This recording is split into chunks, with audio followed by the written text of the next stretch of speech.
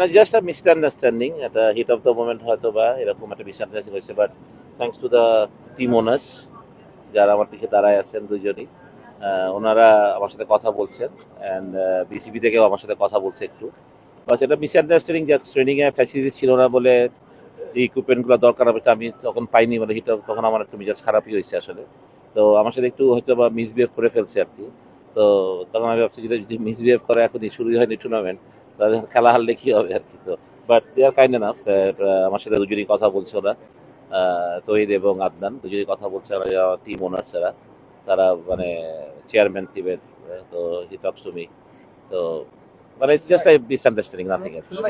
না, দলের সাথে সেইভাবে নাই আসলে, এটা একটা না কথা। কেন আমাকে ফোন করছিল আমি জানি না, মানে ফোনটা ধরেই আমি তাকে বললাম যে প্র্যাকটিসের ইকুইপমেন্ট এগুলো রেডি রাখার, কারণ সে একসময় ছিল, তার লজিস্টিকটা তার হাতেই ছিল। তারপর এনারা দ্রুত অ্যাকশন নেয় যখন বিসিবি থেকে বলা হয়।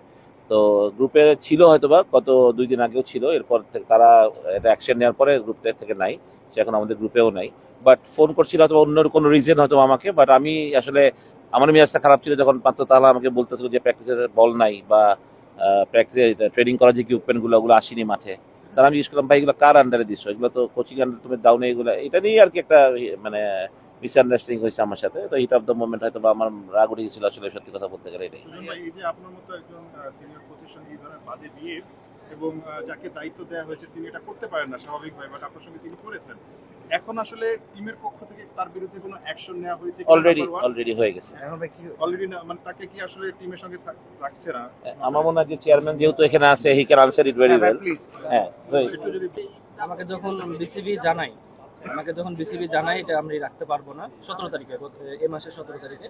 তার আগে পর্যন্ত উনি আমাদের লজিস্টিক বা অপারেশনাল যেগুলো কাজগুলো করা লাগতো সেগুলো উনি করতো। তো আমাকে বিসিবি জানানো মাত্রই তাকে আমি কবে জানিয়েছে বললেন? 17 তারিখ। 17 তারিখে জানালে আজ পর্যন্ত তিনি কেন ছিলেন এবং না আজ পর্যন্ত সঙ্গে কেন আসলে আজ পর্যন্ত তো তিনি থাকার কথা না, আমি তাকে গ্রুপ থেকেও রিমুভ করছি এবং সব জায়গা থেকে। সঙ্গে কেন বাহিরের একজন কিভাবে সুজন স্যার যেটা বললো যে উনাকে কি কারণে ফোন করছে একমাত্র উনি বলতে পারেন। না এটা অ্যাকচুয়ালি যে আমি জানি না what reasons he call me, but ফোনটা ধরেই আমি মানে আমি বলছি যে বল আসে নাই কেন, বিকজ আমি জানতাম হি ওয়াজ আর অপারেশনাল। বিকজ এই কাজটা যে যারা এখন আমাদের ম্যানেজার হয়েছেন বা লজিস্টিকে আসছেন তারা জিনিসটাকে ঠিক করে বুঝে নেয় নাই মনে হয়, তারাও নতুন, তাদের একটু সময় লাগছে, এরাও নতুন টিম, মানে তো আমার তার উপরে একটু রাখছিল যে বলটা কেন আসে নাই বা জিনিসগুলো কেন আসে নাই এই জন্য। কিন্তু সে কেন ফোন করছে I don't know, I charge ডিম যে কেন এগুলো আসে নাই, এবং সে তখন একটু আমার সাথে মিসবিহেভ করছে, যার জন্য আমার রাগ উঠে গেছিল সত্যি কথা বলতে গেলে। আমাদেরটাই বলি, আমাদেরটা ইনহাউস, একদমই ইনহাউস একটা ঘটনা। মানে যেহেতু নাই, আমি যেহেতু ওনাকে চিনতাম সেহেতু আমি ওনার ফোনটা রিসিভ করি, আর আমার নাম্বারে সেভ করা আছে, আমি যে অন্য কোনো কারণে হয়তো ফোন করে, বাট ওই তখন হিট অফ দ্য মোমেন্টে তালা মাত্র এসে আমাকে বললো যে বল নাই, তখন আমি তাকে জিজ্ঞেস করলাম বলটা লিখলে কার কাছে দায়িত্ব দেওয়া হয়েছে আসলে। তো যাক ওইটাই। আর যেটা সকালের ঘটনা যে চিটাগং টিমকে বিসিবি হ্যান্ড ওভার করছে, সেটা আমি জানি না কি রিজনে করছে, বাট যেহেতু টুর্নামেন্টের ভালোর জন্য হয়তো বিসিবি জিনিসটা করেছে।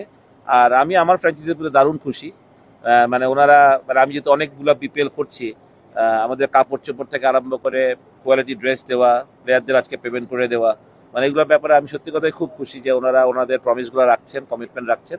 আশা করি যে পুরো টুর্নামেন্টটা ওনারা এইভাবেই আমাদের সাথে থাকবেন, কমিটমেন্ট করবেন। Definitely they are very young, আপনারা দেখতে পাচ্ছেন ভেরি ইয়াং।